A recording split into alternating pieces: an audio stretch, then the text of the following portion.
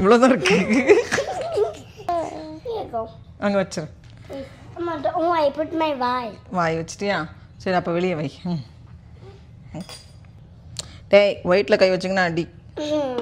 Then why does he? அவன்கிட்ட இருந்து எல்லாத்தையும் எடுத்துட்டேன்டா. இப்போ வந்து மறுபடியும் ஒரு பேஸ் கோட்டு.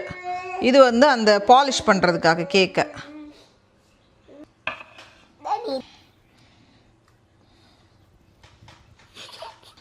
சரி ஓரளவுக்கு நல்லா ஸ்மூத் பண்ணிட்டேன். இந்த கேக் வந்து ரெடி. இதை பற்றி பிரச்சனை இல்லை. அடுத்த கேக்குக்கு தான் 10 மணி தெரில பார்ப்போம். இப்போ ஓரளவுக்கு நல்லா செட் ஆகியிருக்கு. இனி வந்து நம்ம கலர்ஸ் கொடுக்க போகிறோம்.